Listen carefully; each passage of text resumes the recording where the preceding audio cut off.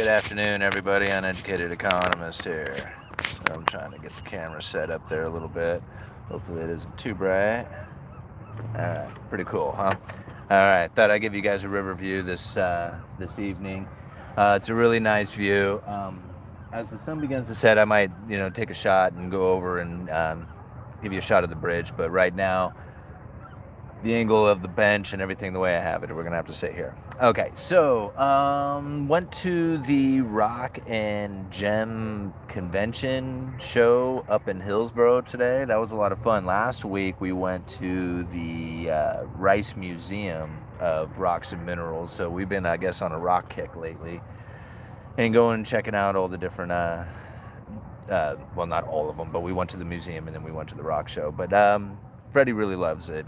He's really big into rocks and trying to get into that hobby of collecting rocks and learning the different ones. He can spot amethyst now a mile away. He like every table. There it is, there it is, there it is. Of course it's pretty easy with the purple and all, but he's a little kid, so that's kind of an exciting one for him, and it's an easy one for him to start with. So I hope everything is coming through as far as the audio, I guess, and it is. There's a ton of sea lions down the river there a little ways, and so I don't know if you can hear them in the background, but they're giving it up tonight. So yeah, they're really hollering. Anyway, 78 of you already. That's awesome. 81 of you. Go and hit that like button, please. That'll get a lot of more people up into the algorithm, or the algorithm will pick it up and get more people into the video. And anytime we have more people here, we get more comments, and that's a lot more fun. So definitely hit the like button when you come into the live stream. Yesterday, I kind of just did a little bit of an overview on what I felt was taking place within the economy, and a lot of people really enjoyed that video. It is something that I have gone over many times as far as like the information that was in that video. But again, I have a lot of new subscribers to the channel who may not have gone back and watched all 1,100 and whatever videos I have posted. I couldn't believe it when I actually went back and looked. I have 1,100 videos now on YouTube. That's just insane. But yeah, I mean, when you post one just about every day, I guess it eventually is going to get there. Anyhow, thought I would do the same thing with lumber today, because everybody was pointing at lumber when it ran up to 1,700 per thousand, saying, look, this is the inflation indicator that anybody needs to see that money printer go burr and prices go up. And man, I was lit up at the time, and I'm like, guys, I have been talking about a supply chain breakdown in this lumber industry for a while now, long before COVID, before lockdowns, before money printer go burr. I saw it happening, and when the prices started to move up and everybody was pointing at the Federal Reserve and blaming the Fed, I was like, no, this is not the Federal Reserve. The Fed is like a pain in the head. Look, I even wore my hat and the Fed, right, to just make sure that making sure you all know that I'm not a fan of the Fed. But it wasn't the Fed that was doing it. It was the breakdown of the supply chain. It was the breakdown of it wasn't necessarily even a breakdown. It was the mill curtailments that were taking place. Now, I'm going to tell the story, and if you haven't heard it yet, I mean, I've talked about this a lot. All the information that I'm about ready to tell you is within my channel. I have documents, articles, everything to talk about, everything I'm about ready to tell you. So there's nothing made up or BS about this. So really, the lumber industry and the things that take place within it, I mean, there's a lot that we could talk about, and it goes back decades, especially when it comes to like the tariff and, the tariffs that take place on the softwood industry. I mean, that alone can take, 2 hours to talk about, but we're just going to talk briefly about some of the things that I saw take place that I knew was the reason why we had such a shortage in lumber and causing the prices to go up. Now, originally, we have to go back and take a look at what was taking place in Canada, because the things that take place in Canada is a major indicator of what's going to happen within the rest of the lumber industry. The British Columbia area are high cost, high output producers. So even though they are the ones who end up producing lumber at the highest cost, they're also the ones who produce the most of it. So that kind of puts them in a very unique position in which that things that happen up there, again, impact the rest of the economy. So now we're going to take it back about 10, 15 years ago, and they had a bug infestation that had taken place up there in the British Columbia area, and it started killing off a lot of their trees. Now they went into what they call salvage mode, and that's where they drop the stumpage fees that the loggers are charged to cut these trees. So pretty much the government has a tax on these trees, and they charge these these loggers this tax on, which is referred to as a stumpage fee. It ends up being an input cost going to the mill. So anyway, they're trying to save these trees or do something with them before they, pretty much just rot into the ground. They only have a limited time in which they have to deal with these trees. So they immediately go into this salvage mode to try and salvage as many of these trees, and they start cutting up a bunch of this lumber and they're sending it down into the United States. Now, you lead this all the way up until about 2018. Okay, lumber prices, go and look at a lumber chart. I should have left one, I'm sorry. Just go and look at lumber futures chart. You can find them on CNBC or anywhere else. Anyway, just take a look at the lumber futures charts and take it back like, 10 years, 15 years, 20 years, whatever you need to do. And you're going to see like there was a run up in 2018 to $650 per thousand. It was the highest lumber prices any of us had ever experienced. We were all just shocked by it at the time. Of course, it wasn't like the supercharged excitement that everybody saw during the pandemic or the run up to 1700. This was just exciting within the industry because, $650 per thousand, that's a new all-time high. And again, this was in 2018. Right? So now Canada, again, was in salvage mode, pumping out a lot of lumber, pushing it down into the United States, and the lumber future prices were up at $650 per thousand. They were killing it, right? They were making a lot of money. So what do you do when you make a lot of money and you're killing it and people are in high demand of your lumber and the prices are at $650? You expand your mill, right? So that's what they were doing leading up to it. They had their expanding their mills, hiring more people, doing what they were going to do. And man, there's a lot of bugs out here. Sorry. So, expanding their companies like anybody else would do. And then lumber prices dump out, right? So the salvage mode had come to an end. This is all in 2018. The salvage mode had come to an end. The price was at $650 per thousand. The Canadian government readjusts these stumpage fees every 6 months. So they're going back on what the mills were getting paid, 6 months earlier. They're like, hey, you guys are getting paid like top dollar. We're raising the stumpage fee extremely high, or raising it back up or whatever, because considering it was like in salvage mode before, but now they're going to, reinstate it, and it's going to be elevated because the lumber futures were at $650, so they adjusted to the price. Then the price dumps out. Boom, it crashes. This is where the shortage really starts to take place. Again, this is still 2018, and you can go back and you can look at my videos, and I talked all about this. Now, in 2018, going up into 2019, the mill curtailments start to take place. And all throughout 2019, just about every single month, I'm reporting on, or every week, I'm reporting on mill curtailments, mill shutdowns, inventory depletions. Go and take a look at one of the videos that I had talked about with OSB manufacturing, and how they pretty much said that we are going to be pulling billions of square feet of OSB off the market. They were going to permanently shut down these OSB manufacturing mills. So, and all this, again, was all throughout 2019 that this was taking place. So this is really where the lumber shortage started to take place. Now, again, I'm kind of talking like briefly because there is some other things that were taking place inside of there, but really this is the major gist of it, because like, you also got to think there was housing industry, there was like interest rates, there was all kinds of things that adjusting, but this was what I saw being the major indicator. Now, this is how it got bad, okay? Because everybody was focused in on the Fed, because as we started rolling into 2020, the lockdowns kicked in. And this is another key component to it, because not only were we in short supply due to the mill curtailments, mill shutdowns, inventory depletions, and then also we had the lockdowns, and again, the mill shutdown, again, more inventory depletion taking place at that time. Now, I don't try to argue that the money printer go burr or the money printing doesn't cause inflation, okay? I said, and I've repeated this many times, and if you go back and you listen, this is exactly how I said it, that the inflation that we had experienced had more to do with the supply chain breakdown than it did with the money printer go burr, than it did with the monetary policy. It doesn't mean that monetary policy didn't have anything to do with it, right? Because that's what a lot of people hear when I say that. That's not what I said. I said it had less to do with it. It had more to do with the supply chain breakdown. And this is really where it comes in. So those stimulus checks come out. And this is what everybody's focused in on, is the stimulus checks. And what did they do? They ran down to the lumber yard and they started building decks and fences and gazebos and raised garden beds, and they remodeled the house, and they did all this stuff with this new stimulus money, and it wiped out the inventory. Boom, gone. Right? There was nothing to be had.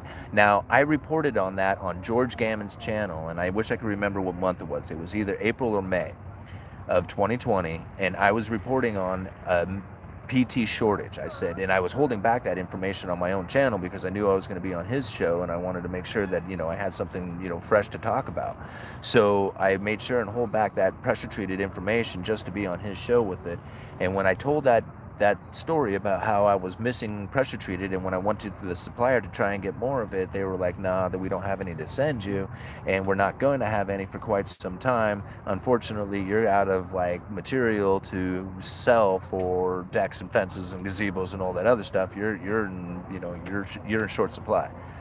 So I put that information out there on George's show that day, and 2 weeks later, it was across the country. There's this pressure-treated shortage because everybody was experiencing the exact same thing that I was. Now, granted, there was that stimulus that wiped out the last little bit of inventory in there, but there was nothing left to replenish it.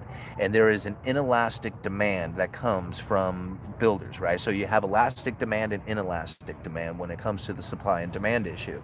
The inelastic demand are people who are under contract. They have no choice. They will pay any price to get this stuff because they are under contract to get it done. If they don't do it, then they fail, right? It costs them or whatever. So elastic demand are people who can postpone it. The people who are like, well, maybe we won't be building the fence this year or the deck this year or something like that. That's elastic demand. So when the prices ran up to their all-time highs, there was a whole group of people out there who were still in that inelastic demand. They had to buy the stuff, even though there was no supply of it. It was in short supply, right? Everybody was, all the warehouses and inventory distribution hubs, and everybody was depleted of this stuff. And the prices launched up. And then everybody starts pointing at the Federal Reserve saying, hey, money printer go burr, prices go up. And I went, damn it. Did anybody catch the videos that I was putting out talking about the inventory depletions? So that's when I started saying, I was just like, okay, guys, listen, it's up at 1,700 per thousand. This is super unrealistic. I mean, that took a 2x4. When it went from it goes from 400 per thousand up to 1,700, what you're going to see is a 2x4 go from about $3.50 up to about $13.50, right? So that's the huge difference between those two numbers. And at 1,700 per thousand, you can have 2x4s at $13.50 per thousand. You can have them on the, hey, we have them for sale for $13.50. It doesn't mean you're selling a lot of 2x4s at $13.50 per thousand. And what ended up happening? We had a huge inventory buildup because the mills were looking at 1,700 per thousand and started pumping out a ton of material, right? And so here they are pushing out all this material, trying to fill up the distribution hub, trying to fill up the supply chain, trying to fill up these lumber yards again from this inventory depletion that had started taking place way back before COVID. And as they were trying to do this, people are pointing the finger at them saying, hey, you guys are a bunch of manipulators. And I'm like, are you serious? Are you serious? Does nobody get this stuff, right? All throughout 2019, you go and read about articles up at 100 Mile, and there was generations of families who were absolutely failing because of the mills shutting down there, and they had no other place to go. Nobody was talking about, oh, poor mills back then, right? But they sure as hell want to cry, scream at them for manipulation when it runs up to 1,700 per thousand, not understanding what just happened, right? So, I mean, I get it. I mean, I understand why that occurred, but, the got to make sure that you're blaming it for the right reasons, okay? So anyway, set to 1,700 per thousand. Mills are pumping out a lot of lumber. People are not buying it at 1,700 per thousand, right? Because that's way too goddamn much. And then, boom, the prices crash again. All the way back down to what? 400 per thousand, even down into 300s, I think, for a short time. Okay? And then what happens? Same thing as it always happens, right? These mills, they had overloaded the inventory, they go into mill curtailment, and then the inventory depletion start to take place, and then next thing you know, prices start to move back up, and that's what we ended up seeing. And so this is really what we had happen during the pandemic, during the whole inventory shutdowns, mill curtailment shutdowns. That was the real reason why we saw lumber prices moving up as high as we did. Now granted, that stimulus, yeah, I mean, it wiped out, it knocked out that inventory. Boom, gone, right? Okay. But that's it, right? That's what it did to the lumber industry. It finally, it just took that last little bit and finally took it out of the inventory. It was going to go anyway. I mean, there was nothing there to resupply it. In fact, it might have been worse if they didn't give it the stimulus, because at least with the stimulus it wiped out the inventory, and then the mills would at least fire back up again to try and replenish the inventory. If they didn't give the stimulus, the little inventory that was sitting in the supply chain might have just sat there, and the mills would have been like, well, we're not going to fill this in if if nobody's buying it, right? So it was actually probably a pretty good thing that the stimulus came in there to get the mills to fire back up again and try to fill that inventory back up. So anyway, let me give you guys a shot of the river real quick, because I know how much you guys love that, and then we'll come back and I'll read some comments. Ow! Oh man, I've been sitting on my leg. Sorry. All right. So isn't that cool? Man, it's looking awesome. All right. Okay, let's go back and read some comments. I'll give you another shot here just as it starts to go down. Beautiful view. Oh, Yui, it's okay. We who follow you know that you know the lumber scene. Yeah, well, I just want to, because a lot of people, what am I trying to get at? Okay. Yeah, I know money printer go burr, right? I know that part. I mean, I study the Fed. I read a lot of the Fed. I know money printer go burr. And I don't know all the industries out there. I know lumber. Right? I know building industry. I mean, those are the things. I know retail, right? I mean, that's kind of the industry I work. Okay, so I know these things. And when I get this feeling, like even the people I work with did not agree with me. Like they were even screaming manipulation and Federal Reserve money printer and all that other stuff. And I'm like, guys, you work with you're right here. You're working with me, and I'm pointing it out right here in front of you. Like, the information is right there. They didn't see it. They just flat out did not see it the way I saw it. And so, I mean, I don't know how many people were out there talking the lumber industry as much as I was, and using it as my indicator for what was happening in the economy. And I mean, when it hit that peak, and people were telling me I was wrong, and that I was actually causing danger to the people who were listening to me because I was so ignorant and incorrect on what I was saying. And I just, like, I want those people, every one of those people, to step forward and say, I'm sorry to you. You were right, because you said that it was going to go back to 400 per thousand. Because I said, what are we going to say is causing the inflation if lumber is back at 400 per thousand? Right? I mean, you think about it. Okay, let's say there is inflation happening. Then wouldn't lumber, let's take the inflation out for just a second. If inflation is rampant through the economy, let's take inflation out of it for a second. What would the real prices be? Lumber would be like, what, 150 per thousand?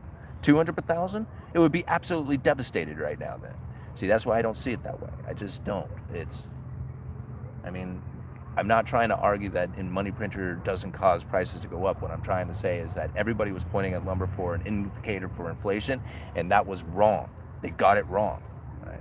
And I said it then, and I'm going to continue to say that. Thank you, Jaws. I saw that pass by. Where's that at? Thank you so much for that $9.99. You are so awesome for all that support. Thanks for the river view, Yui. How long do you think it will take for the extremes to subside, find an equilibrium with the supply chain? Years or decades? I think it's going to take years. Let me give you another shot of the river here. I honestly, I'm going to sit right here and see if I can do this for you guys while the river goes down, or while the sun goes down. All right. How about we do this? I'll just hold it for just a second. Hold my camera so I don't spill my coffee everywhere. All right. So, okay, sorry about the camera motions there, but I honestly think that this is going to take some serious time, and now some things are going to find their equilibrium a lot faster than others, and I really think that lumber is probably going to be the first one to find it, because it was like one of the first ones to really move. It's a domestic product that has a well-established supply chain. It's, there's very little doubt in my mind that lumber is a very good indicator of what's going on within, industry, especially when it comes to manufacturing industries. So once you see lumber kind of smooth out as far as the lumber fluctuation, the lumber future prices go, you're going to start seeing a lot more stability happening within the economy itself. Of course, how long that takes for the rest of the economy to follow that, who knows? I mean, I think that we're going to be into some serious, we're going to go through some serious experiences. I don't know how else to put that, but some serious experiences over the next couple of years. It's going to take a while to work through all this stuff. I mean, there's no doubt about it. And I mean, I don't want to just go into doomsday kind of scenario, and I certainly don't want to sugarcoat it for anybody, but it's going to be really bad. People who are strung out on debt, those are the ones who are going to experience the worst of it. Is that the income levels are going to begin to fall, but the debts don't. They don't go down with income, right? And whether you have lost your job due to layoffs or the asset prices of the things that you have are just going down, one way or the other, people are going to have to start tightening their belts. And if you have a debt that got you right up to the very end every month, that's not gonna do well. You are not going to do well, and it's unfortunate. So you either have to figure out how to lower your cost of living for the month, get out of debt, or take on more income. That sucks, because that means taking on a part-time job or something like that. But that's not the worst of it. Taking on more work. To be honest with you, I think more people should work. I hear all these people who say there should be like a 4-day work week and stuff like that, and I'm like, what are you talking about? Everybody should work every single day, at least 12 hours a day. Like, I don't know why people don't work more. I work from the time I get up till the time I go to bed. There is never a time, except for today, when I went and hung out with my family. I did not sit around reading articles or comments or anything like that. I spent time with my family. But this morning, before I took off, I was reading articles. And then I come out here after I hung out with my family, and I'm doing this. And then probably tonight I'll read a few more articles. And that's what I do, because this is my thing that I'm doing outside of my day job, because you have to work constantly. If you don't do it, then you're going to, what else are you going to do with your time? Just waste it? You only have a limited amount of it. And if you don't take advantage of the little bit amount of time that you actually have on this planet, you're going to, it's waste. It's just, that's it. It's just a waste. So, I don't know how to babble on about it. Anyway, isn't that awesome? What a great view. Here, I'm going to give you that for just a second while I drink my coffee.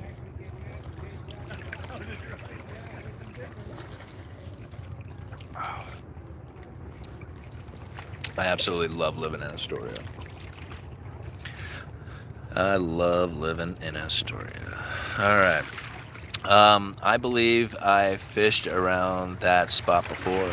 Yeah, there's a lot of people who fish out here, especially during the salmon season. Man, when that's on hot and heavy, there is thousands and thousands of boats out there fishing for them guys, and good times. You should have a fishing pole. Yeah, it did. Suggesting plastic surgery kind of sus. What was that? Alright, okay. This is horrible. I'm getting old and I can't sit on rocks anymore, so I'm going to go back up to the bench. Alright.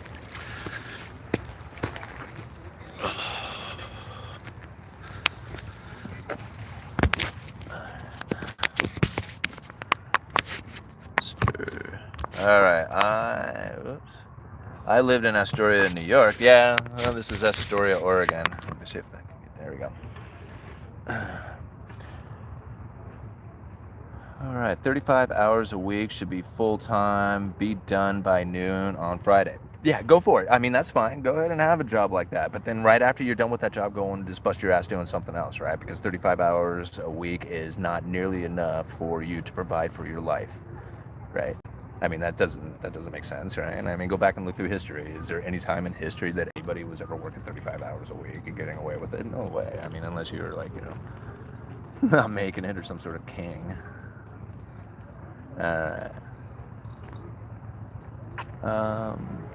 Is that a bridge called Looping Gertie? No, that is the Megler, is what that's called. If stores run out of inventory, you can always go fishing. Yeah, that's one thing about the Pacific Northwest, that this place is so abundant. It is so abundant with all kinds of stuff. just the other day, I mean, we were given like, 5 Dungeness crab. They were like, hey man, we got a bunch of them, come get them. And I was just like, yeah, no problem, we go and get them. Here in a week or two, the chanterelles ought to be popping, so I'm gonna go out and get me a bunch of them chanterelle mushrooms, because that was one of my favorite hobbies when I was a kid, and I still love doing that today. And so my wife and I were talking about that. There's all kinds of stuff around here. I mean, there are so many edible plants and so many little, critters to go and get and eat. It's just like there's no way that you could starve up here if you know what you're doing. I mean, it's super abundant, and that's cool. And everybody has like this prepper mindset around here, and that's what I love about it. And it's probably due to the power going out all the time. Like, I mean, the power goes out, not necessarily in Astoria, although it does here a lot. But when you get outside of Astoria, it's pretty rural out there, and the power constantly goes out. And if you are not prepared in ways like, you have your food canned, or prepared to can your food, or just have a supply of food to deal with because, you may not be able to get to town. I mean, there is a lot of things that have happened in the past in this area that, has everybody just kind of in a prepper mindset by default. Not everybody, but a lot of people do it,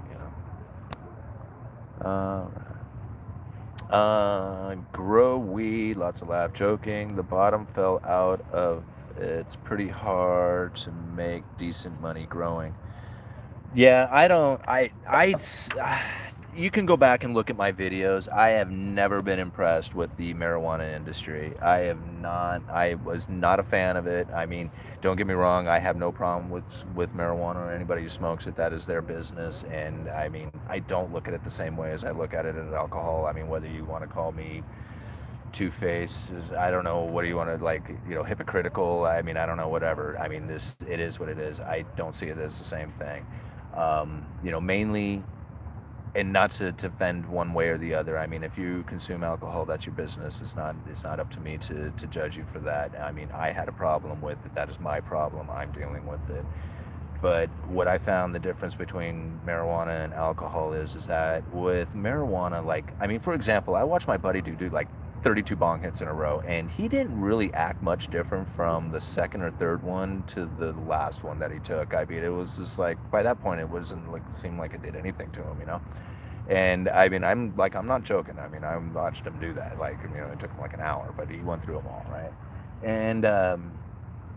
And so I think about it, like, you can get as pretty much as blasted as you want on alcohol. Like, if you want to go all the way to the point where you are blacked out, that can happen. But you can't really do that with weed. Like, I watched a guy tried to do it, and it didn't work. Nothing happened. All right. I guess I know it's a cause. Okay, let's see here. You should work, but you can do more than stay plugged in. I hope you're enjoying your time. I do enjoy my time, but I do have to question it. Like, I spent a long time. Ow! I'm getting old. I just get so cramped up now. Okay, so I spent a long time being broke, like really broke. Okay, and when you're living in a broke life with an alcohol-based consciousness, your like decision making is just like, it's out the window. Like, I mean, I look back on my life and I'm like, what a waste, right? We were just talking about wasting time. What a waste of time, right? Super waste. But I don't know. Like, I think actually, let's move on to something else. Like, what it comes down to is that I ended up like getting, oh, Jesus, I should really move on. We should talk about economics, not this. Okay. What ended up happening is that I ended up getting into a condition, or I put myself in a condition in which that I found that anytime that I was doing anything that I found enjoyable, I somehow related that to taking away from my family. And so therefore I wouldn't do anything enjoyable, right? Like, I wouldn't enjoy my life on purpose, because somehow enjoying my life would be like somehow taking from my family. because I had done so much crap in my life to try and just like numb myself or whatever, that I had taken so much from the family. So I was just kind of related that to be the case. I know that's not the case, right? So I'm trying to work through that kind of thing. But it's kind of weird, these issues that you end up coming up with once you have given up alcohol. Like, a lot of people don't realize that they are covering up a bunch of their mental issues with alcohol. And once you give it up, you're like, oh crap.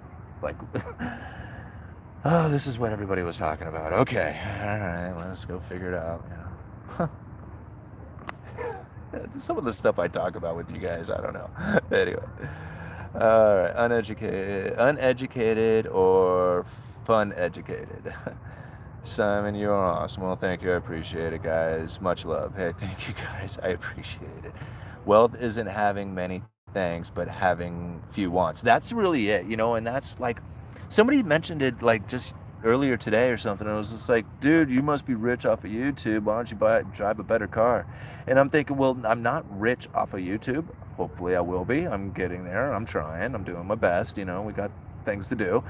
So I understand that there is a lot more to my life than having a new car. I really, really want that new Camaro. Like, I dream of it. I watch them as even today, I was just like, that was number 6 that went by. I like the white one. I really do, Anyhow, so what it comes down to is that there's a couple philosophies that you can kind of go by when you think about this, right? There's a couple of paths to wealth. You could either earn more or require less, right? Just like, the person in the comment just said, like, well, who said that? J. Dave. So you can earn more or require less, right? That's one way you can find your path to wealth. Or you can take on the mindset that being able to purchase something is just as good as having it. Because once you get there, you really don't need it anymore. Like, oh God, like, did I ever want to have like anything in my life? Like, I would, like, so bad, like, I would want a car because I was walking, right? I would just like, man, I would dream of driving this truck or whatever. And then I got my $500 car, and I'm like, $500 car is all right. I guess the truck can wait a little bit, and while I drive this $500 car.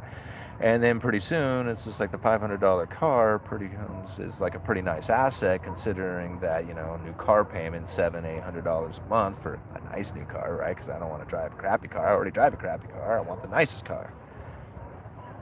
So anyway, $500 car, it's just fine. And the ability to buy a $67,000 Camaro is just as good. Like, I could have it if I wanted it. I really could. But the ability to have it is just as good as having it, right? Because really, you only want it for about 10 minutes a day. All right. God bless you, Simon, and your family for life of good health, abundance, and peaceful living. Well, I really appreciate that. Thank you. Yeah, guys,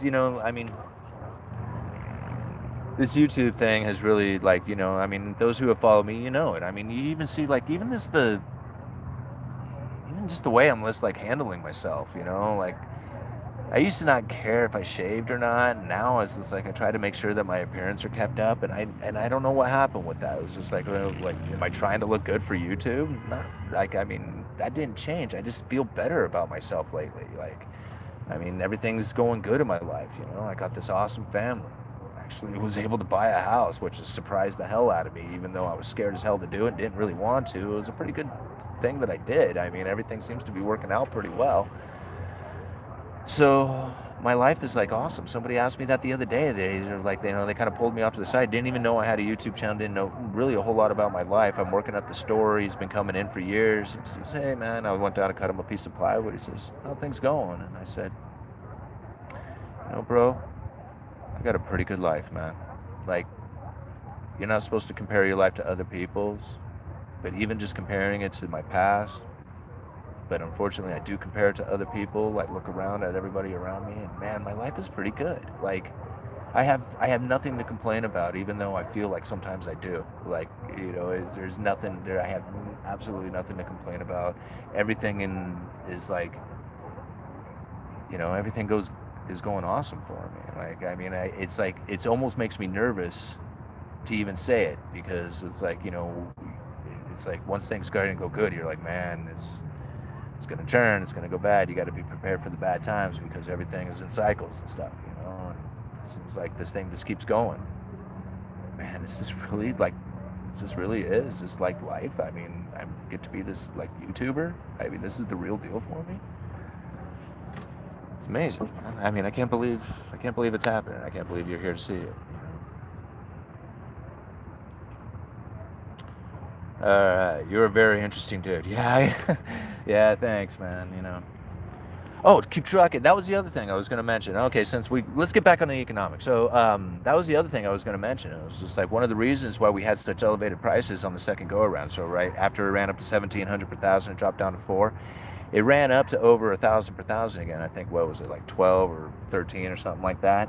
At that time, there was still a major trucking issue. And although the mills were loaded with lumber, they couldn't get it through the distribution network. And so the demand coming from from everybody out there wanting this stuff was not able to get that supply because it couldn't get the trucking underneath. It couldn't get the available trucking.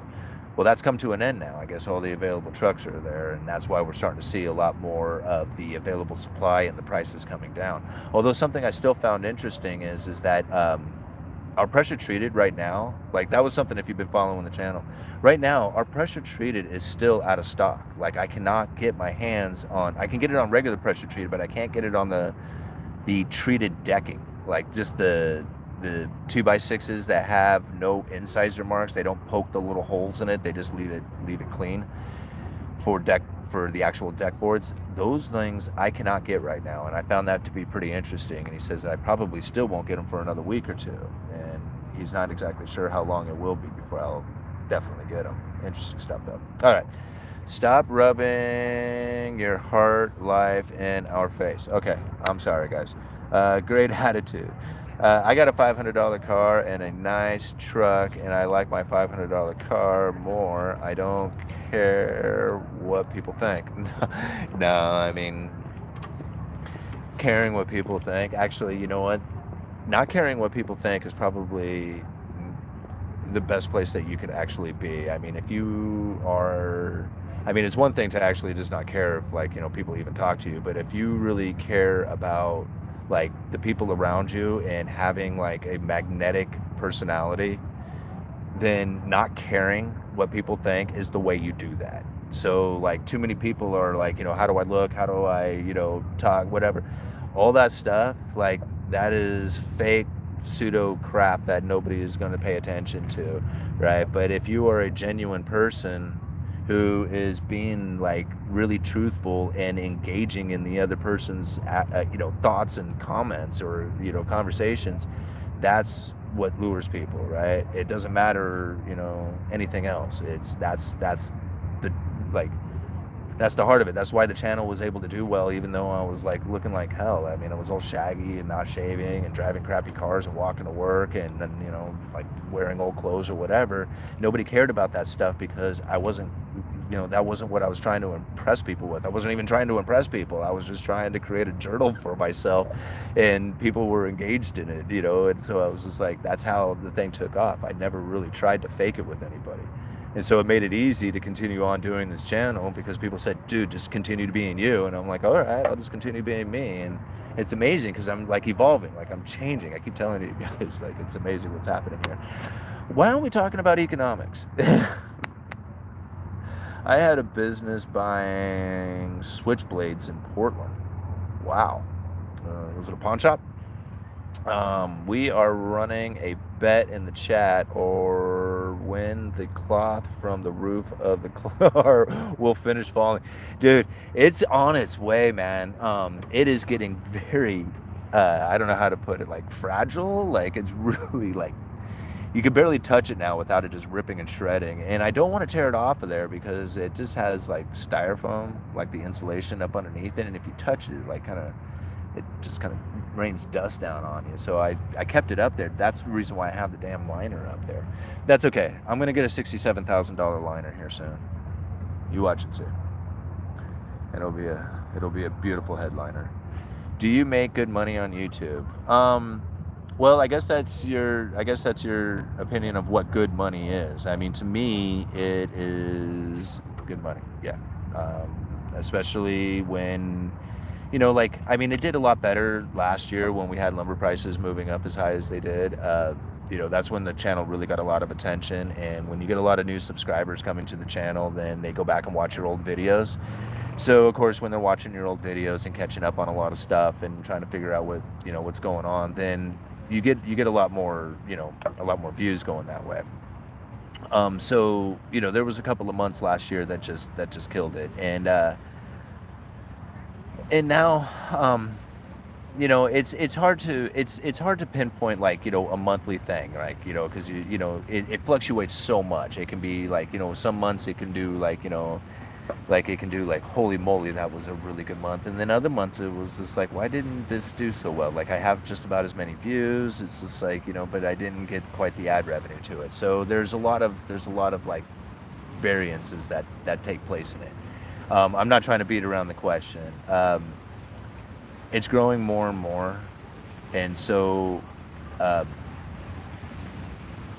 it's not to a point that I would feel comfortable relying on it. Like, even if I was to put 2 videos out a day and try to double the income, I don't know if I would necessarily feel comfortable giving up a day job for that. And I don't want to give you an exact number because, like, you know, if you could kind of understand how much an average lumber yard retail worker would earn, okay, I mean, it's something that could almost take over that, okay? But I don't feel comfortable, like, giving up my job for YouTube. If it was 3, 4, 5 times bigger than that, oh yeah, I would give up my job. But at this point, like, I still feel comfortable having a day job for a backup. You never know what's going to happen. I mean, if they shut down YouTube on me, if I was to get, you know, locked out for whatever reason, I don't have any other way of making money, right? So, I mean, I have, you know, I got bills to pay, and I don't really have, like, some kind of major investments that I can rely on. I mean, I was broke as hell just not even a year ago. Like, I mean, a year ago, I had $300 in the bank. That was it. Like, I put a down payment on a house, and it took every dime I had. Like literally all my money. I had $300 left in my checking account, and that was it. And so I actually bought groceries and stuff like that with the credit card. I mean, I had a check roll in, just, you know, I mean, I was only out of money for, like, you know, a couple weeks. Not even a couple weeks, it was like a week. And so that was like, you know, I mean, that was like less than a year ago. And then I had also used the money that I was going to use for taxes, right? I had used that for part of my down payment, so I had to come up with all that money too to pay, like, my taxes too. And so, like, as far as, like, having money, I don't really have it. I mean, I do okay for, like, you know, bringing in the monthly income, and then I don't really have a lot of living expenses, but I had a lot to cover and a lot to do. So, I mean, I'm just like I said, like, over the last few months, I'm just now kind of getting my stuff together again, to the point where I'm thinking, okay, well, maybe, yeah, you could start, you know, getting into investments again, or start moving, you know, thinking about not just taking a cash position, because I really didn't have any cash to work with. So what else are you going to do other than stack a bunch of it, right? Or as much as you can. I wouldn't say a bunch of it. You know how it goes. Anyway, does that answer the question? I don't know. Right now, it's not enough to take over enough for me to quit my job. Put it that way. Not yet. Whistler, BC is Great Timber County, or country. Is that what this says? Great Timber Country. Let's see here. Get some spray on adhesive for your headliner. I would, but like I said, it's so deteriorated as it is. Like, I just don't want to mess with it. And if you could see, like, the whole thing, like, I've showed it before, but if you could see, like, the whole headliner, you would only see, like, the only part that's really attached is the part that you could see in the video. Like, the rest of it is falling off of there, and it's about ready to come off. So there's no real point in trying to fix it at all. I'm just looking forward to getting the $67,000 headliner. I mean, I really am. You know, so I'm just gonna kind of limp along until I get that, whenever that happens. Now you have 400,000 K plus. Oh, you must be talking to somebody. What's happening, guys? Not much, you? I'm doing all right. What are you doing? I haven't seen you for decades. Yeah, I'm doing a live stream right now. So you want to say hi to the fans? Sure, why not? I got How you been? Good, how are you? Doing really well. Nice. Yeah, come on in and just say hello. Oh, you got the kitten with you. Look at the little guy. Yeah. What's this one's name? Little girl. Little girl, yeah? Yeah. God, this baby. Her name's Waylin. What is it? Waylin. Waylin? Yeah? Kind of almost like Waylon Jennings, huh? Yeah. Like the old, yeah? Cute little guy. Yeah, pretty much. Right on.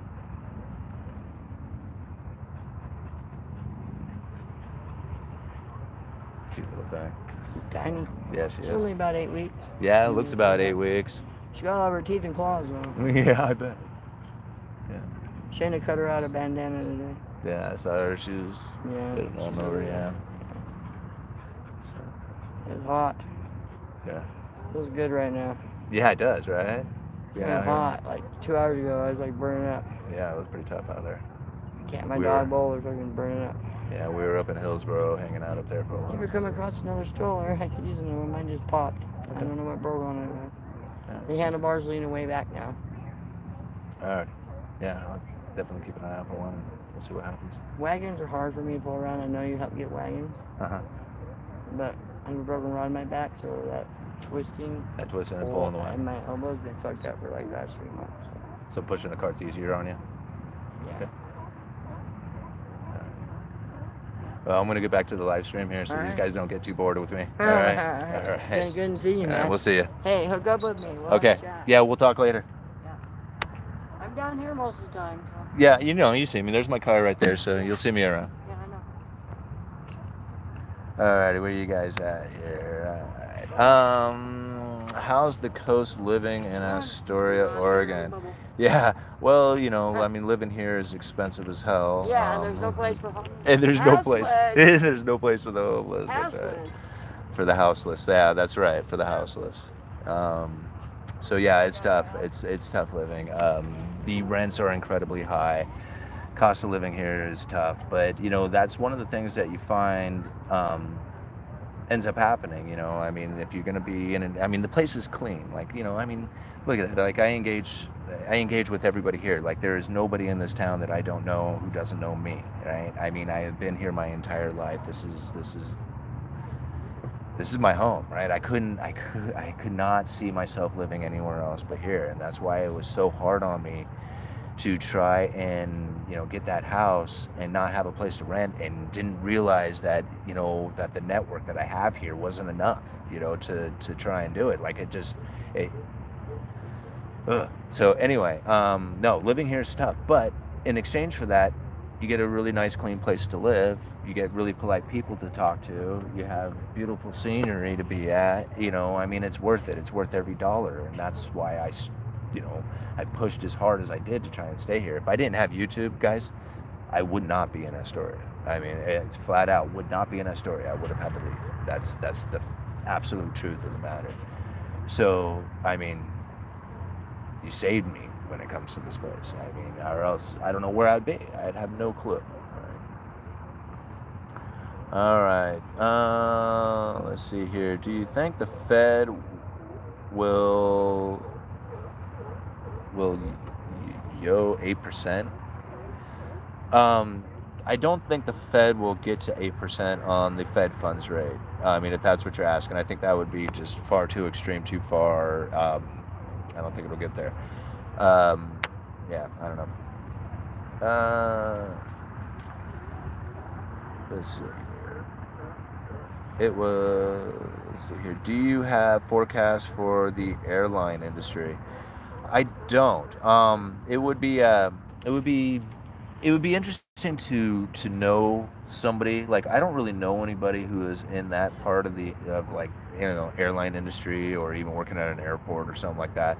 Like, somebody who worked at an airport, like a janitor or something like that, or custodians type of work, or somebody who, like, maybe that kind of thing. That to me would be like the best person to talk to about the economic indicators. It was just like, because like, if he was like to say, well, I used to like throw out 12 dumpsters full of trash, and now I only throw out 6 dumpsters. I mean, that's like a huge indicator, right? I mean, you would think, geez, like, half the amount of garbage, where did all that come from? I mean, and then you can start processing what's going on here. You know, a lot of people don't realize that having a regular day job, like having the retail job that I do, is the best economic indicators or that you could have. Like, it's like there is no better way to judge what's going on in the economy than to have a day job. Like, serving tables, ringing up customers, retail, doing anything like that. That is like you are the information that everybody is looking for. Like, they want to read the data on what it is that you're experiencing right now. So the things that you are doing is like frontline information. I mean, it is like right before anybody else has it. That's why it's so important to understand what's going on in economics. Did I see a couple of super chats go by? Yeah, there they are. Holy crap. Oh, Joe R., thank you so much for the $99, man, to help with your mortgage payment. Man, thank you, dude. That is so kind to you, man. That is very generous. I can't believe you guys do this for me. All right. And that's not even a question, just to help out with the mortgage, man. I appreciate it. Bison American Club, thank you for the $4.99. Can you ask the chat to state their job? I am a painter and photographer. Yeah, do that, guys. What in the comments section, just quickly type in what it is that you do for a living, what your profession is. Even if it's like, you know, stay-at-home mom or, you know, professional, you know, cuddler. I don't know, whatever. I was reading an article on that the other day. So, I know, right? No name. Wow, Joe. Thank you, man. I mean, that's right on. Yeah, right on, all Niners. Good to see you here, man. That's awesome. Yeah, man. It was very awesome. You guys are just so like I don't know how to say it, man. You guys are just so generous. You know, you're just so like you're so supportive and I don't know. Like I mean. I don't know what to say. Like, I mean, I just say it over and over again. As long as you guys know about it, I don't know. All right, park ranger for the state of Michigan, law enforcement. There we go. Right on. That's what I wanted to do when I was growing up. I wanted to do law enforcement. The only problem is that I like the idea of helping people and doing the whole fighting a crime and all that other stuff that goes with it. But what I found, quite unfortunate when I talk to a lot of my like law enforcement people that I know is they end up dealing a lot with the pits of society, and I don't know if that's necessarily something that I wanted to do. I think it's a very honorable position to take, doing law enforcement. It's a very tough one to be in, especially when you see the shit that happened. When you see the shit that happened over in Portland, the way they were dealing with the police up there, and especially when they didn't get any real backing from the officials or anything like the government officials. It was quite sad. So they get a bad rap, And then on the flip side of that, I also am a constitutionalist who believes in protecting my rights and I don't talk to cops about anything that I've ever done or do. And fortunately for me, I don't do anything and I don't have to defend myself against police officers. So I have a great relationship with law enforcement and I have the utmost respect for them. And like I said, there was a time that I wanted to do law enforcement myself.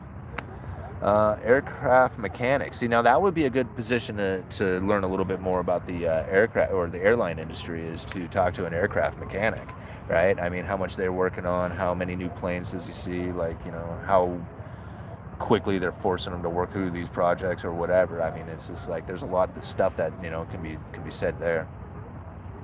Contractor, commercial fisherman, foreclosure specialist. I didn't know you did that foreclosure stuff all nighter. That's cool. I mean, I don't think that's cool, but I didn't know you were into that part. I thought you were just construction and fishing. So, like, kind of like what I do up here, All right, investor, professional truck driver. All right. Shampoo, conditioners, lotions, etc. Special waste disposal is a good economy barometer. It's booming right now.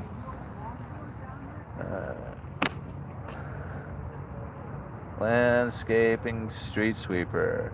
Hey Joe, got any more you can spare? Don't give Joe a hard time, man. Oh wait a minute, he must have sent him some more. Oh Joe, you're hooking. Oh man, you're doing it again, right, bruh? I don't want to end the Fed The Fed prints money. I like to use money on YouTubers and supporting what I like. Well, you know what, Joe? I don't want to say I agree with you as far as like like not ending the Fed. Like I do want to end the Fed, but I do agree with you that we are in a very unique position, and having the Federal Reserve and the monetary system that we have in place right now has given us an unfair advantage over the world as far as our way and standard of living that really we should be quite thankful for. There's nobody else who gets to live like we do in this country for that. And for people to not quite understand what it is that is happening and why it is that we have that way of life, it's quite unfortunate for them, because they're gonna end up missing out. Not only missing out, they're gonna end up getting hurt by it. But no, I do agree that that you can do some pretty beneficial good things, with the dollar and how it is used. But anyway, I just didn't want to like backtrack or sound like I was like, talking out both sides of my mouth on that one, because I do somewhat agree with Joe on that, with as far as what you can do with the dollar and what we have for it. But I do believe in having competing currencies and eventually just getting rid of the Fed. I don't think the Fed should exist. Not in the sense that it does. Changing as you speak. No, I don't know. If I had Joe's money, I'd burn mine. Yeah, Joe seems to be pretty. Oh, Grand Roof, man! Thank you so much for the $20, man. You guys are really loading me up tonight. Thank you. Super chat for Super View. You've got for us. Excellent content, Simon. Roofing contractor and investor here. Love the content. Keep doing what you are doing and being you. Well, thank you, Grand Roofing Incorporated. I really appreciate that, man. Yeah, there's nothing else I can really do but be me. I mean, I see people put on an act. Like you can almost see it, like even in their, in their presentations on YouTube or whatever. They put out like this rigmarole thing, and they got like this kind of act, and it almost reminds me of like when I call bingo, because when I do bingo, it's like an act, it's a show that I put on, Good afternoon, everybody, welcome to Sunday Night Meat Bingo. I think about that.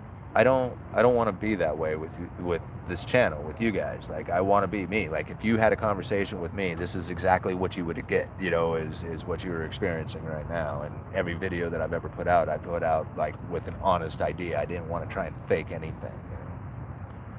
Holy moly. Rock Voto? What is that? Rock Votum? Thank you so much for the $99.99, man. You guys are so awesome, man. Not even a question with it. Just here's some money. You guys are so mad, man. You guys are so awesome. Amazing. James, get out of here with your comment, bro. All right. The Fed has entered the chat. Yeah. Y'all rock. That's quite a few super chats. Keep it up. Yeah. Thank you guys. I mean, I agree. It's just amazing. Oh man, Joe, 133. How dare you out super chat me? Oh my gosh. How is it still light in Astoria? It's dark. What is getting me is that the camera is really a lot lighter than it is out here. It's like really dark. People are like looking at me like, who the hell is like watching you on a dark, outside at night? But the camera is actually picking up quite a bit of the light. It's surprising. It's damn nice. Yeah. Here, let me give you one more shot. I promised you guys one more shot of the river. Let me give you that little bit of that nice sunset orange view. The sun's already gone down, but let me give you one more there. Isn't that awesome? And then, here, let me give you the ships over there.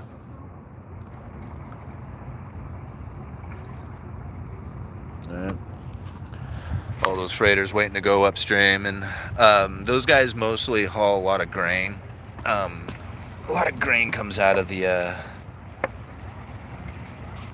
out of the Columbia River, goes over to Asia, China, Korea, stuff like that. That and a lot of logs. And then you see a lot of come in. It's funny, you see those big car carriers come in, and then also the blades to the wind turbines. Those are pretty impressive. Those things are huge. They're like as long as one of those damn boats are. It's just incredible.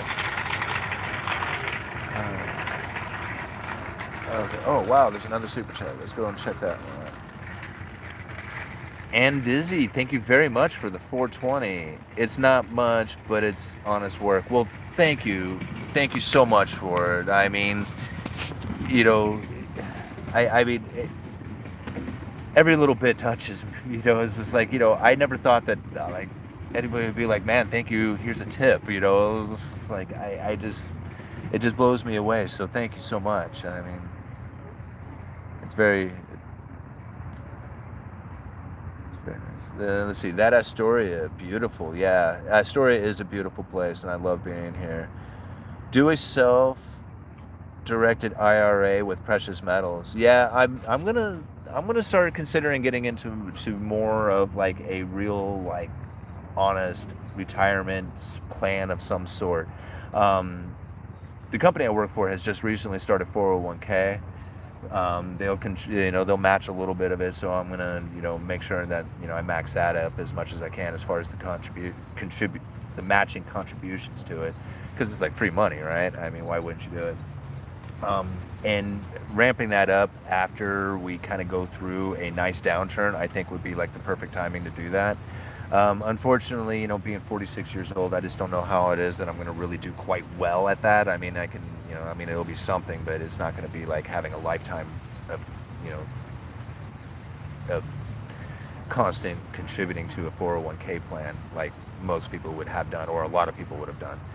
So really, I have to do something that's going to be a little bit more extreme. I would like to get into properties. Like I said, Lumberjack Landlord has certainly inspired me to very much consider the real estate industry, and try and follow along with what he has done. I very much appreciate all his hard work and everything he has done, and telling him, he's telling me this, like, any questions, anything you need, just let me know, man. Let's get you started in this thing. And it's like, he just wants to help, and that's like, I find that very, very cool of him.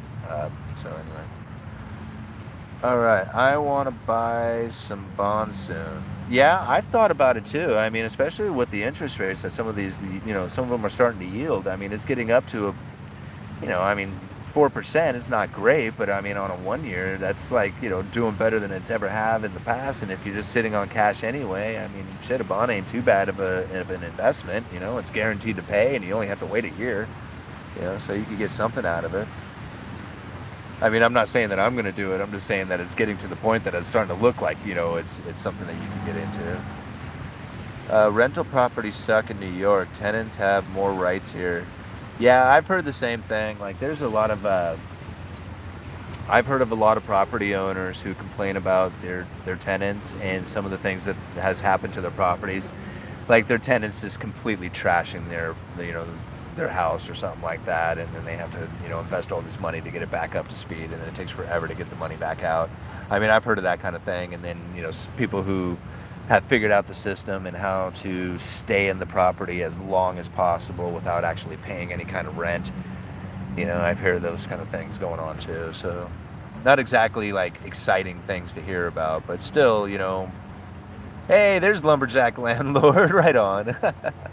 Thank you for the $20, man. Who else would give up a Saturday night? Hit the like button for Simon. I'm always here when you are ready, my man.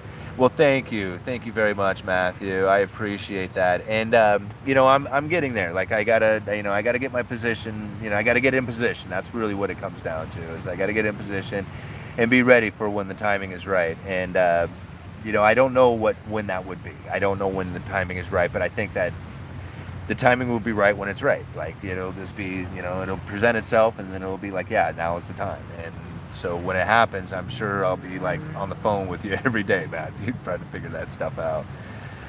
TMC, holy moly, man! Thank you so much. You guys are just so killer, man. Love your discussion. Great view. Well, thank you, man. I it's so touching. You guys just you're so supportive of this channel. I mean, I can't take it, man. I don't know what to say. All right. I'm about to make 25,000 on a little house flip. Right on. So that's kind of fun stuff right there, right? Like I remember, it's so weird when you are in that broke state, like it's weird because I know I'm not broken. Like I don't have credit card debt. I don't have a bunch of like I have my mortgage payment. That's it. Like that's my only debt, and I have my cost of living, and I don't even have like I have really low cost of living. And but I still feel like it just feels to me like I have like I guess it's just from being in that condition, from being broke. Like I just don't feel like I have anything. So when I think about like making 25,000 off of a house flip, to me that still just seems like this huge amount of money. Like it just seems like insane. But really, in the grand scheme of things, you think about it, like $10,000 when you don't have it is a lot, but when you do have it, it is a lot, but it's not like an insane amount of money, right? I mean, it's 5 house payments, right? That's not like a huge amount of money out there. So going out there and pursuing and having the idea of like doing $25,000 deals, that's the way you live and not be broke, right? Like I was trying to figure out how it is that I'm going to earn like another $3 an hour. This person's trying to figure out how to flip houses to earn $25,000 at a time, right? These are like the mindset differences that take place. And when you're in these two different mindsets, just the way you think, the way you live, the way you feel, the believe, everything changes. It's not the same thing anymore. And it's, yeah, I don't know. I don't know. I have a hard time explaining it. But, I think being broke is really like a mental health issue. It really is, and it's not necessarily like the fault of an individual who just might be put into a bad condition, but to remain in that condition for like a very long time, I really do. I think that's like mental health. Like once you change the way you are thinking, everything changes. Everything changes about it. Wow, thank you very much, Grand Roof Incorporated, with the other $20. Man, I'm having a hard time seeing here. My eyes are getting blurry. Wanted to share a little more love since you saved me so much when it came to buying lumber based on your info this past year. Well, I appreciate that, man. Yeah, that was, I mean, I was putting out the videos because I knew that would help, right? I mean, I knew it was a good indicator for the economy as far as what I was using. Everybody was focused in on it, and it is such a vital component to people's livelihoods. Like, when I think about my job, like a lot of people think, well, you do lumber sales. Well, yeah, I do lumber sales. But the other thing I do is I provide the items that people need to go to work so that they can earn their living to feed their family.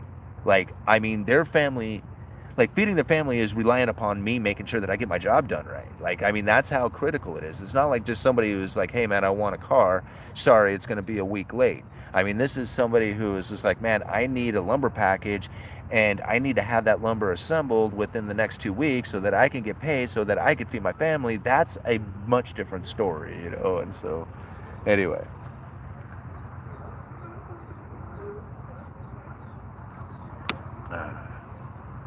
Gosh, I can't believe it. You guys have loaded me up with $600 in super chats. That is just incredible.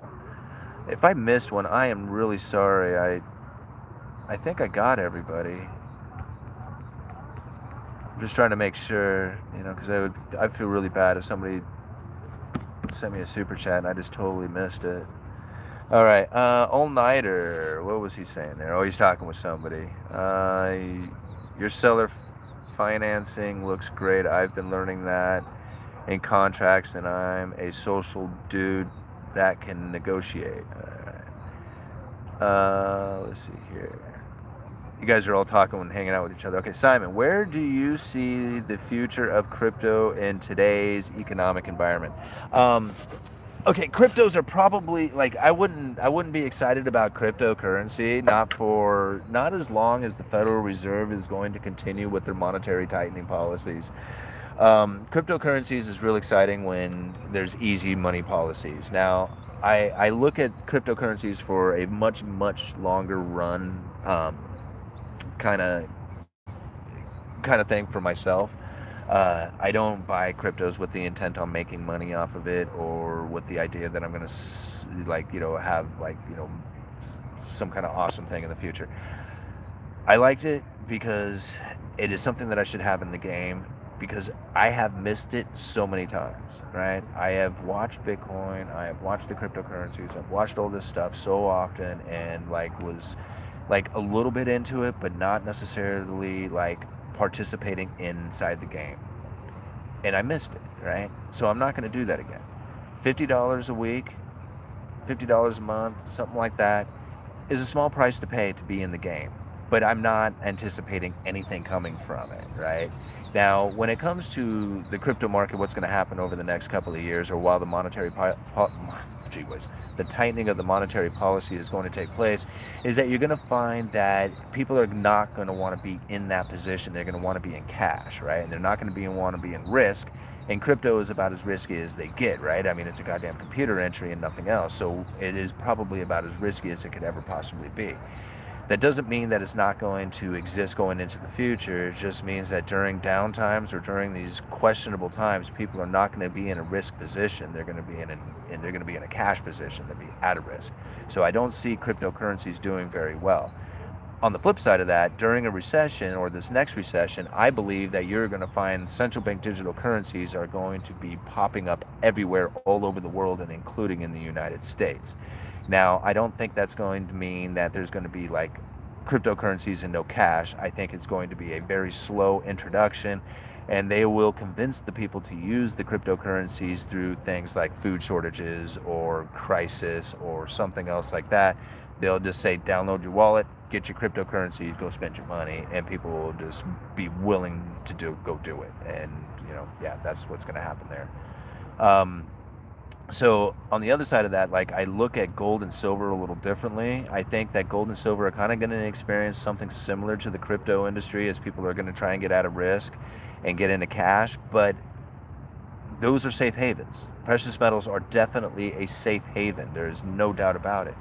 So if you get a big enough fearful situation in which that people are wanting to get out of the dollar, there is no other place to run to other than gold and silver and crypto on a limited basis. But nobody's going to run to crypto because they're going to be too scared of it. So they're going to go to gold and silver. But that's if they get scared enough of the dollar and there's no alternative, right? So is that scenario happening? No, people are getting into the dollar. They want dollars. Like, the dollar is destroying the world right now with its strength, and that's not going to last forever. So just keep an eye on this stuff. It's not going to ease up. Like, that's one thing. People are like, may think like there might be this reversal to the dollar strengthening. Not even close. The monetary policy is going to continue to tighten, and we are about ready to experience some serious monetary tightening, as the Federal Reserve lifting of interest rates are now starting to impact the economy. So right now we're going to start feeling it, and the dollar is going to strengthen even more. How long that lasts, I don't know, but at some point you're going to want to get out of the dollar, and you're going to want to dump it fast and get completely out of it, because once it does go, it's going to be horrible. It's going to go and it's going to be gone. At that point, I don't know what it's going to look like, whether if it's like a hyperinflation scenario or something. So that's if it actually goes. If they can hold on to it. See, this is the thing, like, it's hard to make these predictions, because if they can hold on to it, it would be a cashless society at that point, with cryptocurrency or central bank digital currencies being the main form of like transactions. So if they could transition into something like that, then yeah, maybe they could do it without actually having a failing dollar. But there's like, listen to the people out there. Nobody wants to use cryptocurrencies. Like, nobody wants to use central bank digital currencies. They're going to avoid it like the plague. It's going to be very difficult to get them to use it unless you either starve them or put them in a crisis situation. So anyway, that was me kind of babbling on about that stuff.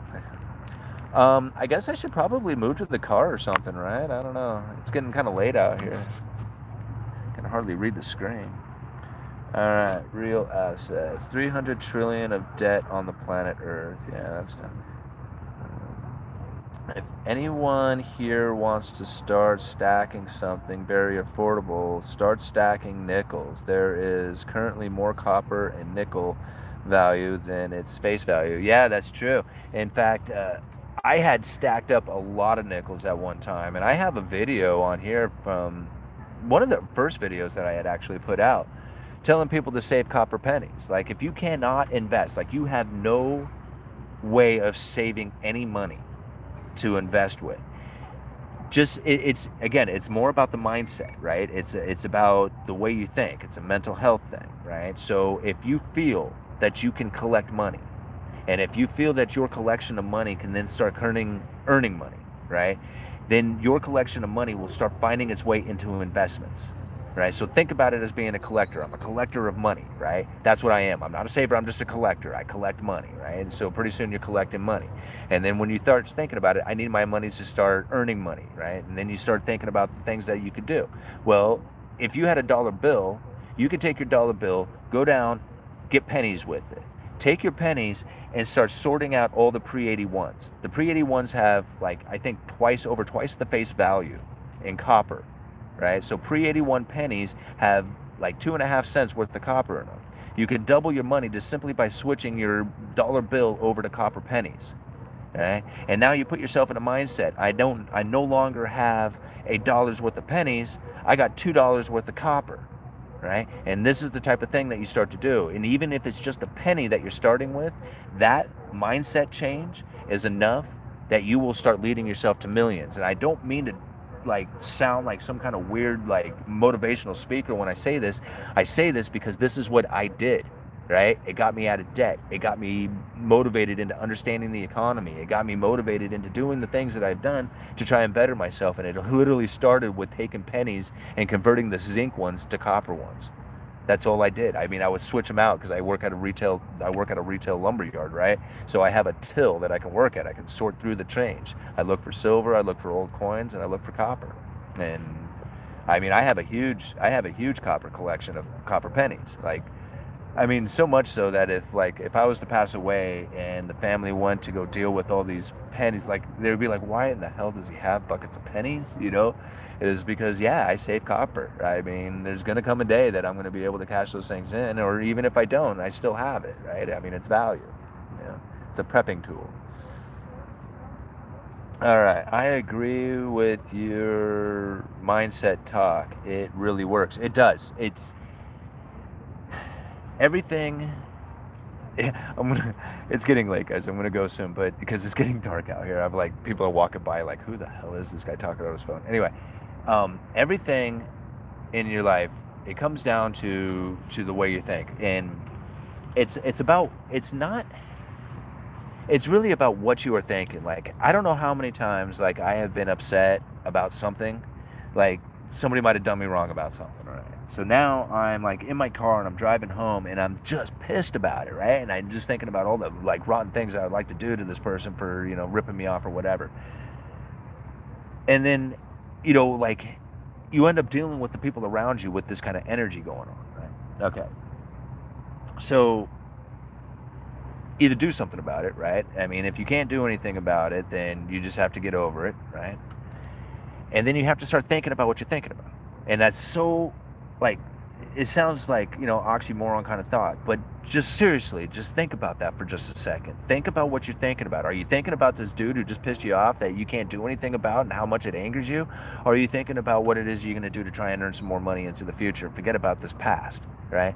Think about what you're thinking about. If you're thinking about things that are pissing you off, then you got to figure out a way to get out of that kind of thought, right? That's the problem with it is. And like with me, I just went into like thought about like money. What is economy? What is, like, I never thought about like earning money. That wasn't like my plan, not even with the YouTube channel, not with anything that I had done out there except for showing up for my day job. Did I ever plan on earning money? Well, it wasn't my intentions. My whole intentions was to learn as much about the economy as I could and try to get as many views as I possibly could on YouTube from it, right? That was kind of like my idea when I started doing it. my whole goal for money was $100. I wanted to earn $100 on YouTube, and after that, I didn't really know what I was going to do. And so the money just started flowing because I just had this natural idea for it. I was studying money, and I had this idea that I wanted to earn at least some of it, right? And the flow of it just started happening because of that kind of thing. So when you think about it on a regular basis, and you put that in your head, your subconscious doesn't know the difference between reality and whatever it is that you're hearing or seeing, right? Your subconscious is just going to pick it up no matter what it is. And if your subconscious is picking up this idea that, hey, this dude is really wanting to pick up money, he's wanting to earn money, he wants to know about money, well, then the next thing you know, your subconscious is going to start engaging with people in a way that starts bringing you that sort of flow of money. I mean, it just happens. It's like a magic trick, but it's not a magic trick. It's just your subconscious doing it for you. I mean, literally, like having a conversation with somebody, if you're pissed off thinking about that dude who ripped you off, you are not going to be able to come up with a good business deal with that person, right? But if you have it in your head that I'm going to do this honest deal with this guy, and I'm going to be focused in on that, and I'm going to be focused in on the next one after this as well, and I'm not focused in on the problems that I was experiencing just last week, then guess what? Good things start to happen for you, and the flow of money starts coming your way. But it's all about what you are thinking, because what you are thinking is what your subconscious is going to pick up and start working for you, because you can't control that part. It's everything that you ever hear, see, smell, taste, notice, think about, all that stuff is going to start affecting your subconscious and start leading you in that direction. It's just, there's no doubt about it, no matter what it is. I mean, if you want to change your life, it starts with what you are thinking about. All right, guys, I am standing in the dark, and people think I am the weirdest dude in the world out here talking on my phone. So I'm going to wander back over to my car. Should we call it a night? Here, I'll wander back to my car. You guys think about it. We'll talk about it. Oh, gee whiz. What is it? Agree. Was at 100%? Yeah, so, I mean, that's really what it comes down to. It's your mindset. I mean, if you really want to see a great video that talks about this, go listen to Earl Nightingale, right? Earl Nightingale, the greatest secret, and he explains this really well. I mean, it's just like it just totally makes sense after that. You put it into a little bit of practice, and the next thing you know, your life is changing on account of just by the way you're thinking. I mean, it's just as simple as that. Alrighty, guys, I'm going to head out because I really do need to go home and spend a little bit more time with my kids, even though I did spend a whole day with them. But that's what family does, right? You spend as much time as you can with them. Well, you still have them young because you only get one shot at them when they're young. And, man, they grow up fast. All right. I want to thank everybody for the super chats. You guys are just super generous. I know I've already thanked you guys a lot for that, but you don't know how much it really means to me to have this support. It really keeps me going. It's just amazing to have you guys with me. And here, let me set you up right here. Turn my light on so I can at least say goodbye to you. Oops, can I? Oh no, wait a minute. Ah, there we go. All right. See, it's really me. All right. So thank you all. We have 311 of you up in here, 305, 323 likes, $600 in super chats. Just super amazing. I mean, it's just, you guys are so awesome. We didn't really talk much about the lumber industry, did we? We just ended up talking more about life stuff. I mean, I think that's really what we all really need. I mean, yeah, we do need the economic information and stuff like that, but we really do need to, I mean, I don't know about you guys, but I do. Like, I need to really start, understanding, what it is that I should be, or who, what it is, who I am. I spent so many years, drinking and thinking that's who I was. Was this, kind of partier drinking guy, whatever. And, when I found this channel, or not necessarily found the channel, but when I found that the channel was growing, and that it was really becoming a worthy goal for me, it was just holy moly, that's what everybody needs in their life. And it doesn't necessarily need to be the pursuit of money or something like that, but it's just a worthy goal, something that you could work towards, something that you can wrap your head around, that gives you some sort of feeling of accomplishment and that drive for it. Everybody needs that in their life. And I think that's probably what holds a lot of people back is that they don't understand that that's what really they need in their life, is that they need that worthy goal or idea to follow and to wrap their head around. And the more they do that, then the good things start to happen in your life, and it just starts snowballing from there. I think more people could realize that. I mean, I know I didn't realize it. I mean, you hear it because it's all this cliche stuff that you hear, and it's just like, be positive, positive things will happen to you, whatever. But it's more than that. It's like to understand why it's happening, right? To understand that it's your subconscious that's doing it. To understand that you have an energy, a magnetic energy that's within you, that if you are a positive person who is putting out positive thoughts and doing it in a genuine fashion, not just like, faking it like an actor would do it, but to actually do it in a meaningful manner, then you will see that you will get it coming back towards you, and then the world starts opening up on opportunities and stuff like that. That's really what it comes down to. And again, it has to do with like that energy that you put out from within you in the subconscious that is within your head, like the conversations that you end up having. If your subconscious knows that you want to make friends with people, then guess what? Your subconscious is going to start bringing up things that compliments them, like, maybe the shirt that they're wearing, or, their smile or something like that. But if you're an introvert who is pissed off about the guy who hurt you last week, then you're not going to do any of that stuff, and you're not going to be engaged with those people. And so that's the difference in the mindset. Like, it's hard when you're in when you're in the deepest thick of the depression too, because none of that shit, man, it's all crap. Like, none of that matters. And people can talk until they're blue in the face. It doesn't change, because there's this weird, almost like this, I don't even know how to call it, right? When you're in a really deep depression, it's almost like the feeling of like a fog, like a literal fog, like a fog that you can't see through, right? It's almost like that, but you can see through it, and it's touching you, and it pushes hard. That's the way I describe against it, right? So no matter what you're doing, you're in this fog, right? And it's pushing hard on you, and it occupies everything that you go. Like in your car, it's in there, and it's no matter, you can't get out of it. You can't get away from this fog that you're in, and so you fake it, right? So you'll go to work one day, and you're like, you joke, hey guys, what's happening? Great morning, blah blah blah. You got the coffee going? I'll make coffee. Well, doing your thing. And meanwhile, you're sitting there and you got this damn fog all around you, and you're feeling it, right?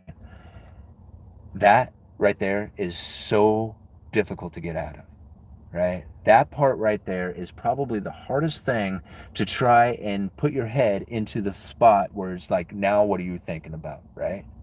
And so if that is the moment that you're in, that's the hardest one, right? That's the funk, the baddest spot, right? And that's where you don't just deal with life. Don't just step in. Make it a point. I'm here, right? I own this. This is mine, right? And I'm going to do something about this. Right? Whether it's sitting by the river for an hour or whatever, I'm going to own this fog, right? And this is mine. It ain't anybody else's, right? And you just take control of that stuff. And pretty soon you're thinking, man, I got this stuff, man. This is my fog. It ain't anybody else's fog. And I'm going to deal with my fog. Right?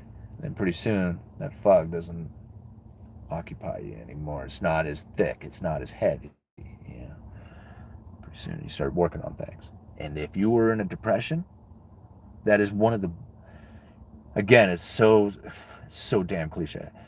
It is probably one of the best places that you could ever possibly find yourself. Because the motivation that you can get from coming out of a depression or a traumatic experience or something like that is more than anybody that has a good idea. Right? You got something way beyond that. You got a drive that is said like, this, I just went through something that it felt like killing me, right? So whatever it is that I'm facing right now ain't nothing. It's nothing. Right? And that's the type of feeling that you get when you come out of this thing. The hardest part is when you're in the middle of that damn fog. It just feels so heavy, and it's so hard to get out of it. Right? I was gonna go home. What happened? All right, I'm all done with work. My bong is going to make me make a fog. Yeah, I hear you. I'm about there with you all nighter. I'm heading out. You guys are awesome. You stay awesome, Frank. And what else can I say? Uneducated economist. You guys are awesome, and you let me know.